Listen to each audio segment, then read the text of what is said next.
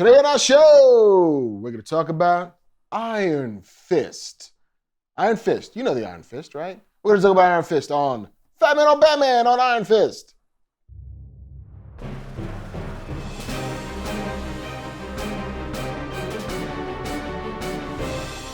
Hey, welcome back to the Fat Cave. It's me, Marc Bernardin, by myself, because Kev is still AWOL doing awesome shit, as Kev is known to do. So today you get once again another solo Marc show, and today we're going to talk about Iron Fist, which drops tomorrow. As I record this on Thursday, it'll drop tomorrow on the Netflix on March 17th, if that's the way my math works, right? Because numbers and dates are not my thing. Iron Fist, which we've talked about before in a couple of different fashions. Trailers dropped, casting was whatever. And in this discussion about Iron Fist, I'm going to put aside the issue of the casting of Finn Jones as relates to the racial identity of Danny Rand in this iteration. We've litigated in the past the idea of an Asian American or a biracial Iron Fist and what that could or could not do for the Iron Fist story. So we're going to put that aside and we're going to deal with the show as it stands, as it is. And I could bury the lead a bit and start talking for a while and get into all of the reasons why I feel the way I feel, which I will do, and then sort of hide the ball on my feelings towards it. I will say this: it is not good. It is a bucket of not good. It is a never-ending pasta bowl at Olive Garden of not good. The problem, we're going to talk about the show in three distinct pillars. The first pillar is going to be story. The second pillar is going to be performance. And the third pillar is going to be martial arts, because that is a fundamental part of what a show like this needs to do. So the story of Iron Fist, as related in this TV show, that's executive produced by Scott Buck, starring Finn Jones, Jessica Hadwick, I think, and David Meacham. No, David Wenham, playing Papa Meacham. It'll all make sense at some point. Story is, Danny Rand thought dead in a plane crash with his parents over the winds and the hills and mountains of the Himalayas, has returned to New York after being gone for 15 years. He wants to reclaim his place as the rightful heir of his father's Rand Corporation. And he finds himself back in New York. Everybody thinks he's been dead, tries to insist upon the people who used to be in his life, his quote-unquote best friends, Joy and Ward Meacham, whose father established the Rand Corporation with Danny Rand's dad. They, of course, don't believe that he's actually Danny Rand, because why would they believe he's Danny Rand, despite the fact that he keeps saying he's Danny Rand, despite the fact that we, the audience, know he's Danny Rand. They keep playing as if it's an open question whether or not he is or isn't who he says he is. He keeps insisting he's Danny Rand. They finally accept that he might be Danny Rand after they commit him to a sort of mental institution, after they attempt to kill him when he continues to insist he's Danny Rand, after he pads the length of New York with no shoes on, after he meets Colleen Wing, who's the sensei of a dojo in the village in New York, and she doesn't believe he's Danny Rand, but also doesn't give a shit, because what does she need Danny Rand for? Danny Rand proceeds to kung fu splain martial arts to Colleen Wing, which, whatever. And eventually he's accepted. He takes his place in the Rand Corporation, only to learn that the Hand, who we've been introduced to in Daredevil, has taken an active interest and might have infiltrated, Hydra style, the Rand Corporation. And as the Iron Fist, the immortal Iron Fist, the guardian of Kunlun, it is Danny Rand's sole purpose in life to smash the Hand wherever he finds it. That's the story. That's kind of what they're trying to, the narrative we're being told. I'm not going to get too spoilery because, again, you will see it for yourself, and I, in fact, have only seen the first 6 episodes as we tape. I'll watch the rest when they drop, and when Kevin is back, we will talk about it in its entirety. But the story spends way too much time in the, is this Danny Rand or not Danny Rand, despite the fact that we, the audience, are 4 episodes ahead of the show in that we know he's Danny Rand. Let's get there. The cardinal sin to me of any television show is if it's boring. And unfortunately, hysterically, mysteriously, Iron Fist on Netflix is boring. How you would think the story of a martial artist back in New York ready to smash the hand could be boring. If you might have thought, how could they possibly do this? They found a way. They found a way.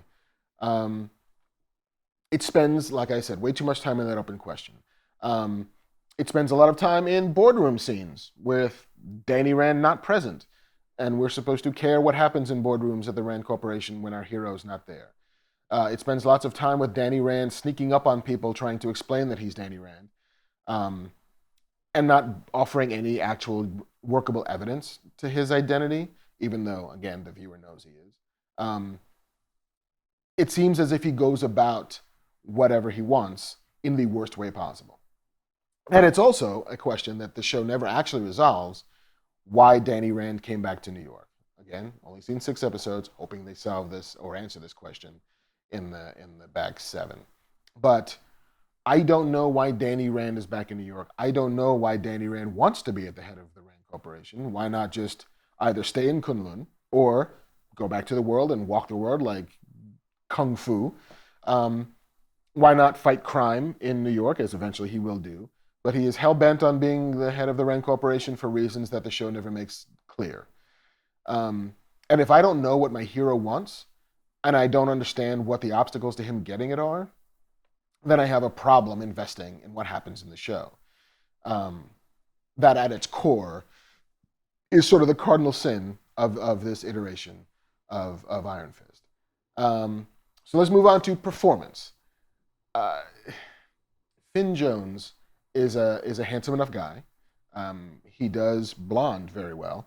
But there is no depth to the performance he's giving us. There is no sense of an internal debate for any reason. There's no sense of an internal drive in any reason. There are scenes where the show presents him somehow as both serene and petty at the same time, where he will talk about, the divine wisdom of the 7 temples, or he will offer some Buddhist aphorism, or he will talk about, the key to martial arts is to find your inner spirit and to calm the demons within, all while being incredibly petty about things like, lawsuits and corporate machinery and, why don't you believe me? I am who I say I am.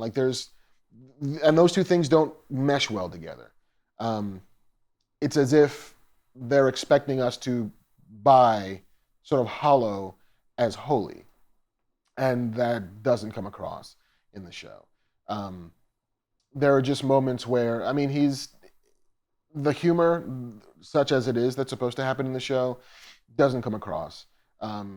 The fish out of water-ness of it all doesn't really come across. As such, you're just left with a bit of a vacuum at the center of the show. And we've talked before about the genius that Marvel has had in the casting for their Netflix shows. How great it was. How the casting of The Punisher is fantastic. How Mike Coulter's Luke Cage is really strong. How Vincent D'Onofrio's The Kingpin is a masterstroke.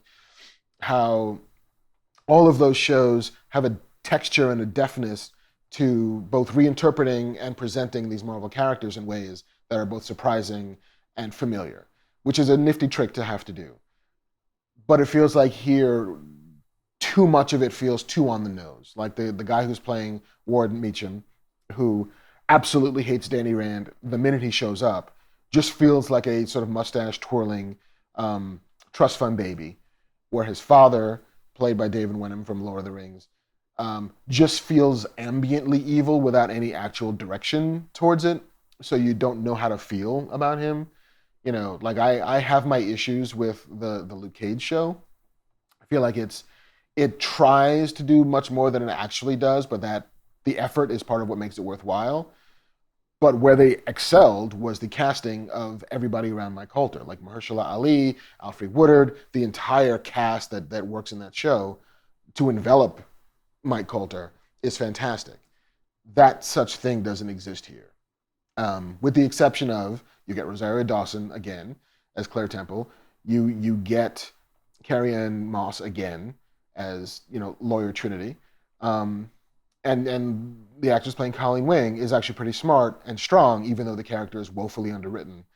And so her only mode is sort of grim and detached, as opposed to ever engaging with the mystery that we're supposed to think is Danny Rand. So without sort of story to work for you in the show, without characters to work for you in the show, you would hope that when you show up to an Iron Fist show, you would get a level of martial arts that would blow your mind. You don't. You don't. And the martial arts we get are like fine for TV in 2002. You know, like if this was a Stephen J. Cannell show, you'd be like, oh, this is fucking awesome. Look what they're pulling off here. They got cage matches and we got street fights and we got hallway duels.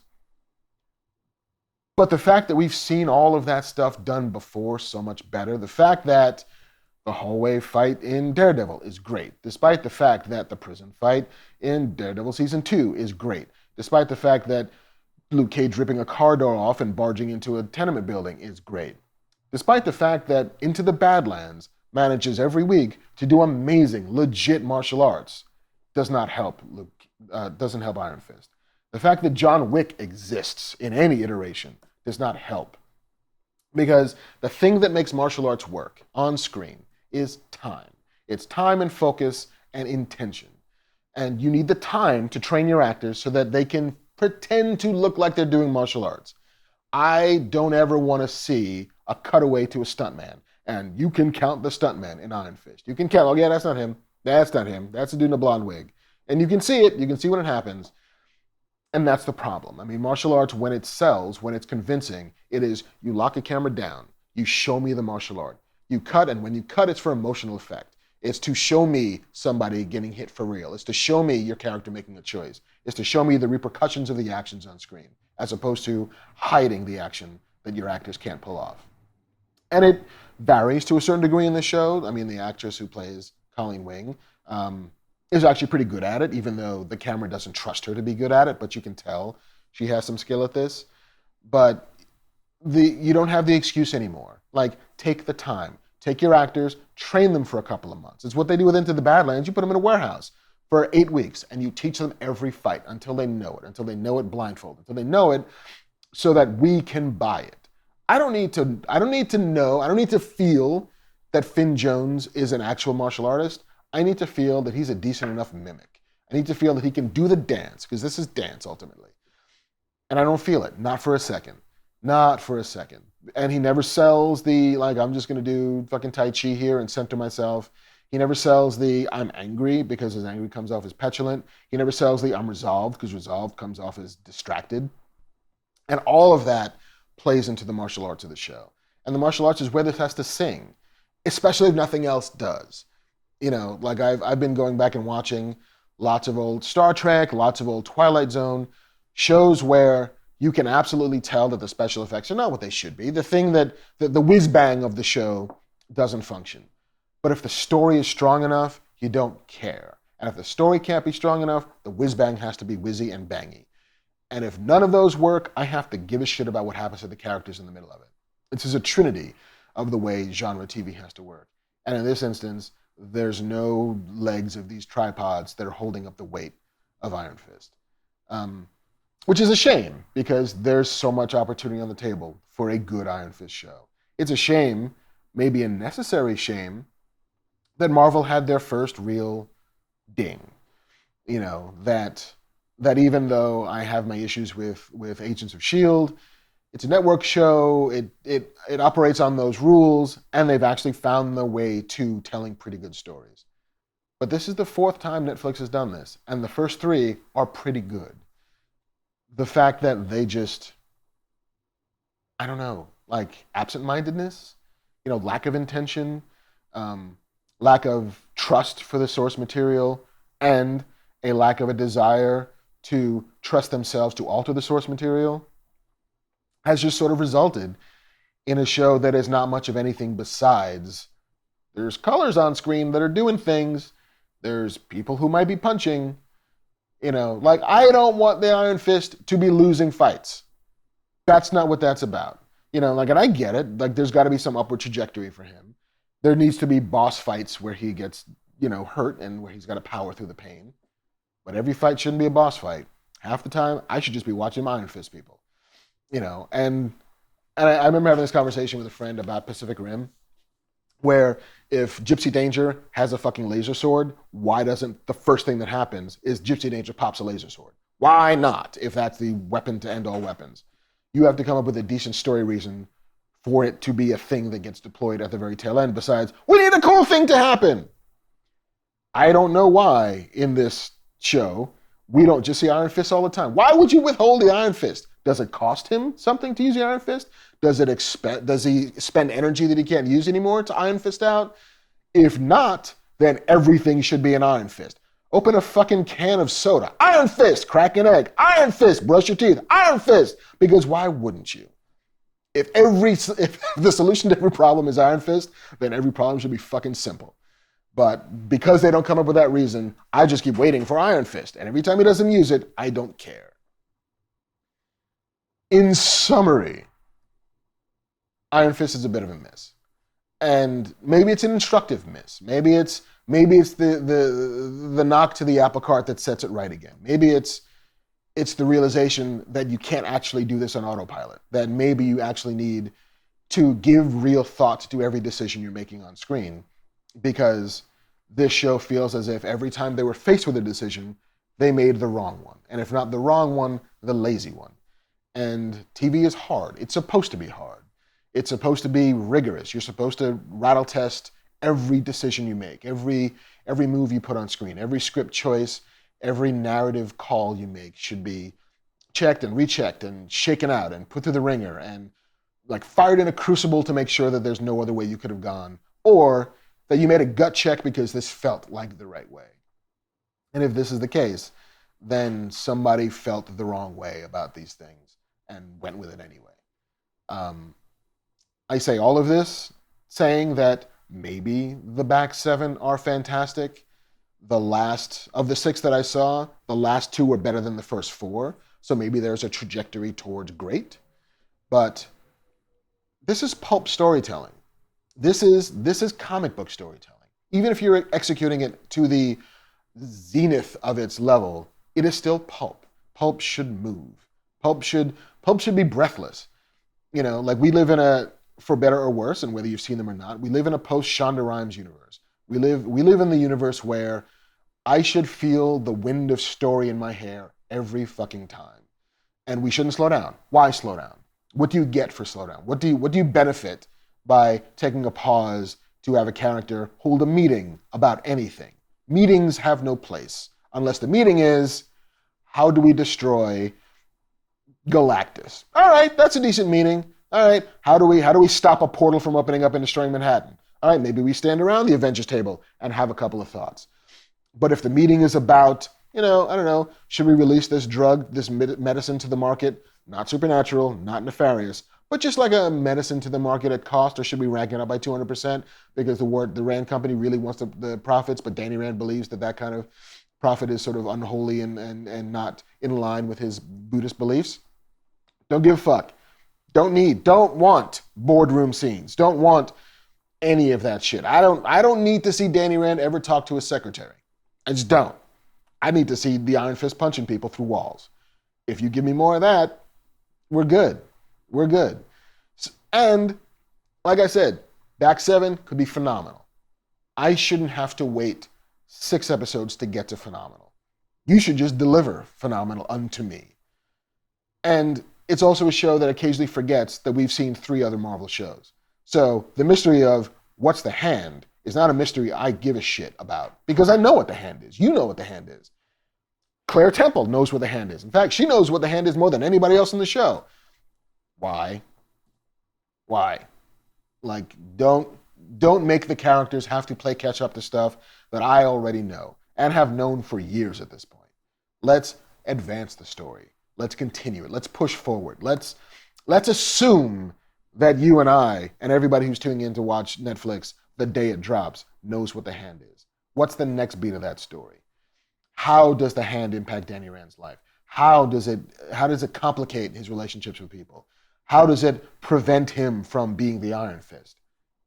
that's a story that I want to start with, not eventually want to get to.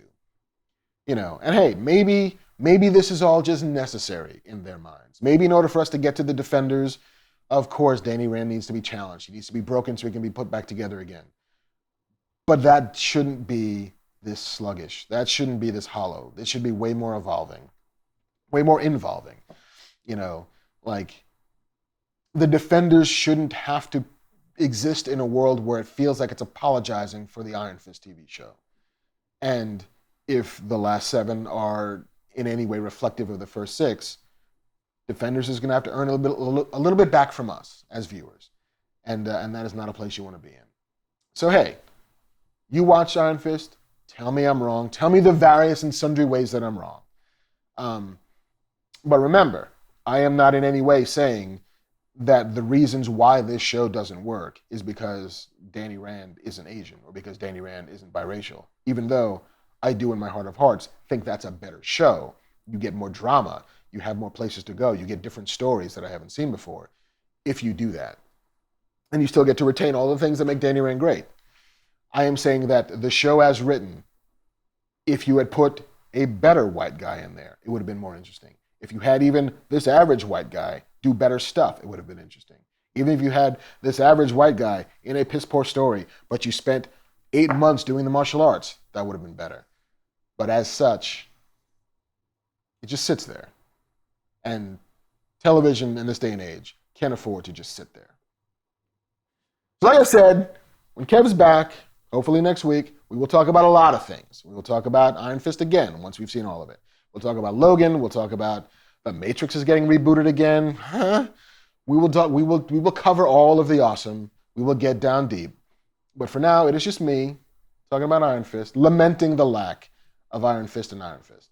So that's it for our show. Come on back next week. Same fat time, same fat channel. YouTube.com/Smith, Kevin Smith, or Smodcast.com. I have been Marc Bernardin. I hope you enjoyed our tour into the horrors of the Iron Fist television show. Maybe that's too strong. It's not horrible. It is just boring. And honestly, I would have rather it was horrible, because horrible is exciting. Bad, the right kind of bad, has a sizzle to it. Not a lot of sizzle happening here. There's not a lot of steak either. It's like tofu, the kind of tofu you might eat in Kunlun. Brought it back around. See you next week, guys.